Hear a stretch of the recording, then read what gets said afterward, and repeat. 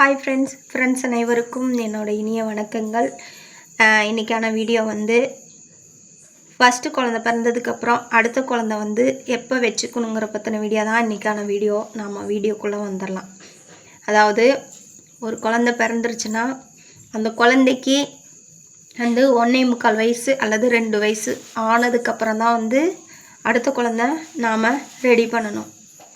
நிறைய தாய்மார்கள் என்ன பண்ணுறாங்கன்னா, குழந்தை பிறந்து அந்த குழந்தைக்கு ஒரு 6 மாதம் ஆகுதோ இல்லையோ பார்த்தா அவங்க என்ன பண்ணுறாங்க, 3 மாதம் 4 மாதம் அடுத்த பேபியை ரெடி பண்ணிக்கிறாங்க. இது வந்து தவறான விஷயம், நல்லா தெரிஞ்சுக்கோங்க சரிங்களா. எதுக்கு வந்து அடுத்த குழந்தை 1.5 வயசு அல்லது 1.25 வயசுக்கு மேலே அடுத்த குழந்தை ரெடி பண்ணணும்னா, நீங்கள் வந்து பிரசவித்து உங்கள் உடம்பு வந்து நார்மல் கண்டிஷனுக்கு வந்து அடுத்த ஒரு குழந்தைய சுமக்கக்கூடிய அந்த ஹெல்த் வந்து உங்கள் உடம்புக்கு வேணும். அதை முதல்ல தாய்மார்கள் நல்லா தெரிஞ்சுக்கோங்க. ஏன்னா ஒரு பிரசவம்னாவே ஒரு பெண்ணோட உடம்புலேருந்து ஒவ்வொரு பிரசவத்துக்கும் வந்து எப்படி வந்து பிளட்டு போகணும் உங்களுக்கு நான் சொல்லணுங்கிறதில்ல, உங்களுக்கு நல்லாவே தெரியும் சரிங்களா. அப்படி இருக்கப்ப நீங்கள் 6 மாதத்துலேயே நீங்கள் குழந்தைக்கு 6 மாதம் இருக்கும், நீங்கள் 3 மாதம் கன்சீவாக இருந்தீங்கன்னா அந்த உங்கள் உடம்பு எப்படி நல்லா ஹெல்த்தாக இருக்கும், நல்லா யோசிங்களேன். அதை நல்லா தெரிஞ்சுக்கோங்க சரிங்களா. ஒரு குழந்தைய சுமக்கணும்னா உடம்புக்கு தேவையான அந்த ரத்தம் வேணும். அந்த குழந்தைய சுமக்கக்கூடிய சக்தி வந்து ஒரு பெண்ணுக்கு இருக்கணும் சரிங்களா. அதை முதல்ல தாய்மார்கள் வந்து நல்லா தெரிஞ்சுக்கோங்க சரிங்களா. அடுத்து வந்துட்டு நிறைய பேர் நான் வந்து பார்த்துருக்கேன். அதாவது எப்படின்னா, ஒரு குழந்தை வந்து இப்போ பால் குடிச்சிக்கிட்டு இருக்கோம். அதாவது எப்படின்னா ஒரு 4 மாதம் அல்லது 3 மாதம் ஆகியிருக்கும். என்ன பண்ணுவாங்க, உடனே கன்சீவ் ஆயிடுவாங்க. அதாவது ஒரு குழந்தைக்கு வந்து தாய்ப்பால் வந்து நார்மலாக கொடுக்கக்கூடிய ஸ்டேஜுன்னு பார்த்தா 6 மாதம் வரைக்கும் தாய்ப்பால் கொடுக்கணும். அப்படி இருக்கப்போ வந்து இவங்க வந்து அந்த 3 மாதத்துலேயே மறுபடியும் கன்சீவ் ஆகிடுறாங்க. திரும்ப அந்த 3 மாதத்தில் இவங்க கன்சீவ் ஆகிட்டிங்கன்னா திரும்ப எப்படி நீங்கள் வந்து அந்த குழந்தைக்கு பால் கொடுக்க முடியும்? நீங்கள் பால் கொடுத்தீங்கன்னா அடுத்தது உங்களை உடம்புல இருக்க சத்து பால் வழியாக குழந்தைக்கு போயிடும். அடுத்து வயிற்றில் இருக்கக்கூடிய குழந்தைக்கு சத்து எப்படி நல்லா வரும்? கொஞ்சம் நல்லா யோசிச்சு பாருங்களேன். அது வந்து தவறான விஷயம். அதாவது ஒரு குழந்தைன்னு பிறந்துட்டாவே அந்த குழந்தைக்கு 1.25 வயசு அல்லது 2 வயசு ஆனதுக்கப்புறம் தான் வந்து அடுத்த குழந்தை வச்சுக்கணும். அதை விட்டுட்டு நீங்கள் வந்துட்டு குழந்தை பிறந்து ஒரு 3 மாதம் 4 மாதம் இருக்கையிலேயே அடுத்த குழந்தைய நீங்கள் வந்து ரெடி பண்ணிங்கன்னா நீங்கள் ஃபஸ்ட்டு பிரசவித்த குழந்தைக்கும் வீக்காக போயிடும். அடுத்து வந்துட்டு நீங்கள் 2வது சுமக்கக்கூடிய குழந்தையும் வீக்காக இருக்கும். அடுத்தது இன்னொரு விஷயம், நீங்களும் ரொம்ப வீக்காக இருப்பீங்க சரிங்களா. ஒரு பிரசவம் ஆயிருச்சுனாவே ஒரு பெண்ணுக்கு வந்து உடம்புல இருக்கிற சக்தியெல்லாம் வந்துட்டு போன மாதிரி நிறைய பெண்களுக்கு உணர முடியும். இது நான் சொல்லணுங்கிறதுல பிரசவித்த பெண்களுக்கு நல்லாவே தெரியும். அப்போ வந்து அந்த பிரசவித்த அந்த உடம்புல இருக்க போன சக்தியெல்லாம் மறுபடியும் நாம் மீட்டு எடுக்கணும்னா நம்ம அந்தளவுக்கு ஹெல்த்தாக சாப்பிடணும். ஹெல்த்தாக வந்து உடம்ப பார்த்துக்கணும். பார்த்துக்கிட்டால் மட்டும்தான் நாம் அந்த நம்ம பால் ஊட்டக்கூடிய அந்த குழந்தைக்கு வந்து நல்ல சத்து போய் சேரும். அடுத்தது நீங்களும் நல்லா ஹெல்த்தாக இருப்பீங்க. உங்களோட குழந்தைக்கு 1.25 வயசு அல்லது 2 வயசு ஆனதுக்கப்புறம் தான் வந்து நீங்கள் வந்து அடுத்த குழந்தைய வச்சுக்கணும். இது நல்லா தெரிஞ்சுக்கோங்க. நிறைய பேர்த்துக்கு வந்துட்டு இந்த விஷயம் வந்து தெரிய மாட்டேங்குது சரிங்களா.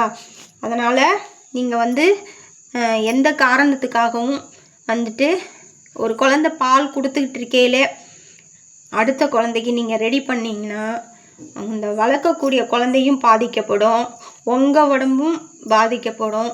அடுத்தது வந்து வயிற்றில் வளரக்கூடிய கருவும் ஹெல்த்தாக இருக்காது. இதை முதல்ல நல்லா தெரிஞ்சுக்கோங்க. நிறைய பேர் இதை பற்றியே வந்து யோசிக்க மாட்டேங்கிறாங்க. இது போனோன்னா அடுத்து இது வந்து பெருசாயிரும், அது பெருசாயிரும் அப்படின்னு அந்த கணக்கு தான் போடுறாங்களே தவிர அந்த குழந்தைங்களோட வந்து ஹெல்த்தை வந்து யாரும் கவனிக்கிறது இல்லை. அதனால் தயவு செஞ்சு ஃபஸ்ட்டு ஒரு பிரசவம் ஆயிடுச்சுன்னா 2வது பிரசவம் கண்டிப்பாக அந்த குழந்தைக்கு 2 வயசு அல்லது 1.25 வயசுக்கு மேலே தான் அடுத்த குழந்தை நாம் ரெடி பண்ணணும். அதுலேயும் மெயினான ஒரு விஷயம் என்னன்னா, அது சிசேரியன்லாம் பண்ணாங்கன்னா கண்டிப்பாக 2 வருஷம் அல்லது 2.5 வருஷமாவது ஒரு குழந்தை பிறந்ததுக்கப்புறம் இடைவெளி விட்டு தான் அடுத்த குழந்தைக்கு நாம் ரெடி பண்ணணும். இது மெயினான முக்கியமான விஷயம், நல்லா தெரிஞ்சுக்கோங்க. சிசேரியன் பண்ண பெண்கள் நிறைய பேர் என்ன பண்ணுறாங்க, சிசேரியன் பண்ணிடுறாங்க. 1 வருஷம் ஆயிடுச்சுனாவே அதான் 1 வருஷம் ஆயிடுச்சு, தையெல்லாம் மூடிருச்சு, நாம் அடுத்த குழந்தைய நாம் வச்சுக்கலாம் அப்படின்னு நிறைய பெண்கள் என்ன பண்ணுவாங்க, அடுத்த குழந்தைக்கு ரெடி பண்ணிடுவாங்க. ஆனால் அது வந்து அதனால் வந்து என்ன பாதிப்பு ஏற்படணும்னு நிறைய பெண்களுக்கு வந்து தெரிய மாட்டேங்குது. சரிங்களா?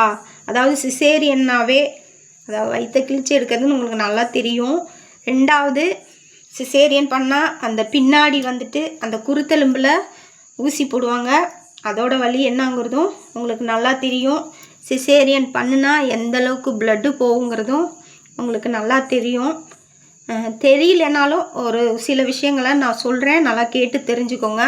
அதை வந்து சிசேரியன் பண்ண பெண்கள்லாம் இந்த வீடியோ பார்த்திங்கன்னா நான் சொன்ன இந்த விஷயத்தை வந்து ஃபாலோ பண்ணிவிட்டு அடுத்த குழந்தைய வந்து 2 வருஷம் 2.5 வருஷத்துக்கு அப்புறம் வச்சுக்கணும்.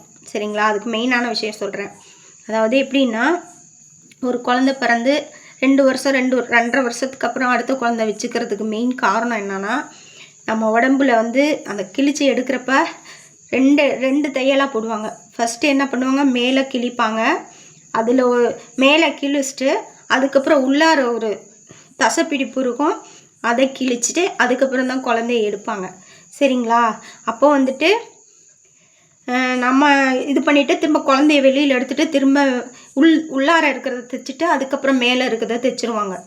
ஆனால் வந்துட்டு நம்ம மேலே இருக்கிறது வந்து காற்றுலாம் பட்டு மேலே இருக்க தையல் வந்து நல்லா ஆறி புண்ணு சரியாயிடுச்சின்னு நாம் இருப்போம். ஆனால் உள் தையல் வந்து என்ன கண்டிஷனில் இருக்குன்னு நம்மளுக்கு தெரியாது. நிறைய பேத்துக்கு இந்த விஷயம் தெரிய மாட்டேங்குது. என் வீடியோ பார்த்து நல்லா தெரிஞ்சுக்கோங்க. உள்ளார இருக்கிற புண்ணு வந்து அவ்வளோ சீக்கிரம் ஆறாது. சரிங்களா? அது பொறுமையாக தான் ஆறும். அப்போ வந்துட்டு நம்ம எந்த அளவுக்கு வந்து நம்ம பாதுகாப்பாக இருக்கிறோமோ அந்தளவுக்கு வந்து நம்மளோட தையலும் அடுத்த குழந்தை பிரசவிக்கிறதுக்கு வந்து நம்ம எவ்வளோ பாதுகாப்பாக இருக்கோமோ அடுத்த குழந்தை பிரசவிக்கிறப்ப வந்து நம்மளுக்கு ரொம்ப ஈஸியாக இருக்கும். அதை விட்டுட்டு குழந்தை பிறந்து 1 வருஷம் ஆச்சு, அடுத்த குழந்தைக்கு நம்ம வந்து ரெடி பண்ணலாம் அப்படின்னு சொல்லிட்டு அடுத்த குழந்தைக்கு ரெடி பண்ணினீங்கன்னா 1 வருஷம் ஆனதுலேயே உங்களுக்கு என்ன ஆகும், கன்சீவ் ஆனிங்கன்னா இருக்க அது இந்த சிசேரியன் பண்ண பெண்கள் இருக்க என்ன பண்ணும், மாதம் ஆக ஆக குழந்தை பெருசாகும்.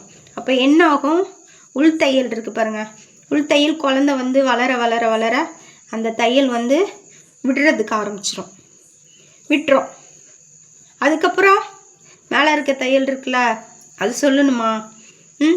அதனால் அதுக்கு தான் இந்த டாக்டர்லாம் பிரசவம் ஆனோடனே அடுத்த செகண்டு சொல்கிறது எதுக்காக இப்படி சொல்கிறாங்கன்னா, பிரசவம் ஆச்சுன்னாவே 2 வருஷம் 2.5 வருஷம் கம்பல்சரி இருக்கணும், அதுக்கப்புறம் தான் அடுத்த குழந்தை வச்சுக்கணுன்னு இந்த காரணத்துக்காக தான் சொல்கிறாங்க. நல்லா தெரிஞ்சுக்கோங்க. சரிங்களா? அதனால் தயவு செஞ்சு பிரசவித்த பெண்கள் வந்து ஃபஸ்ட்டு குழந்தை, அதுவும் மெயினாக ஃபஸ்ட்டு குழந்தை பிரசவித்த பெண்கள் என்னோட இந்த வீடியோலாம் பார்த்தீங்கன்னா தயவு செஞ்சு உங்கள் ஃப்ரெண்ட்ஸ் யாரும் முதல்ல வந்து கன்சீவாக இருக்கிறாங்கன்னா அவங்களுக்கெல்லாம் தயவு செஞ்சு என்னோட இந்த வீடியோ வந்து நான் ஷேர் பண்ணணும்னு கேட்டுக்கிறேன். சரிங்களா? அதாவது ஒரு பெண்ணு கர்ப்பமாகி குழந்தை பிறந்ததுக்கப்புறம் குழந்தை பிறந்து அந்த குழந்தைக்கு வந்து 1.25 வயசு அல்லது 2 வயசு ஆனதுக்கப்புறம் தான் அடுத்த குழந்தைய வச்சுக்கணும். இது மெயினான விஷயம்.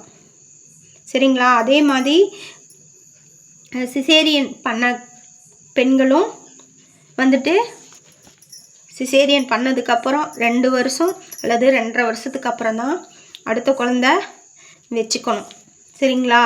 அதே மாதிரி பால் கொடுத்துட்டுக்கையில் குழந்த பிறந்து 6 மாதம் ஆச்சுன்னா 6 மாதம் ஆனதுக்கப்புறம் கன்சீவாக இருந்தீங்கன்னா வந்து உங்கள் பிறந்திருக்க குழந்த பாதிக்கப்படும். அடுத்தது உங்கள் உடம்பும் பாதிப்பு ஏற்படும். அடுத்து வயிற்றில் வளரக்கூடிய குழந்தையும் சரியான வளர்ச்சி இல்லாமல் பிறக்கிறதுக்கு வாய்ப்பு இருக்குது. இந்த மாதிரி விஷயங்கள்லாம் வந்து நடக்கிறதுக்கு நிறைய வாய்ப்பு இருக்குது. அதனால் ஃப்ரெண்ட்ஸ் எல்லோரும் நான் சொன்ன இந்த விஷயம் உங்களுக்கு கண்டிப்பாக புரிஞ்சிருக்கும். அதனால் என்னோட இந்த வீடியோ பார்த்ததுக்கப்புறம் உங்கள் ஃப்ரெண்ட்ஸில் யாரும் ஃபஸ்ட்டு டெலிவரி ஆனவங்க பழைய ஆளுங்கன்னா நம்ம சொல்ல தேவையில்லை, அதை வந்து அவங்க கடைபிடிச்சிருவாங்க. ஆனால் இப்போ இருக்க நியூ மாடல் பெண்களுக்கெல்லாம் வந்துட்டு இந்த மாதிரி விஷயம் வந்து நிறைய பெண்களுக்கு தெரிய மாட்டேங்குது. அதனால் நம்மளோட வீடியோ பார்க்கக்கூடிய பெண்கள்லாம் இருந்தீங்கன்னா உங்கள் ஃபேமிலி மெம்பர்ஸ் யாரும் ஃபஸ்ட்டு டெலிவரி அல்லது ஃபஸ்ட்டு சிசேரியன் அப்படின்னு சொல்லி இருந்தாங்கன்னா அவங்களுக்கு வந்துட்டு என்னோட இந்த வீடியோ வந்துட்டு ஷேர் பண்ணணுன்னு நான் ஃப்ரெண்ட்ஸுங்கக்கிட்ட நான் கேட்டுக்கிறேன்.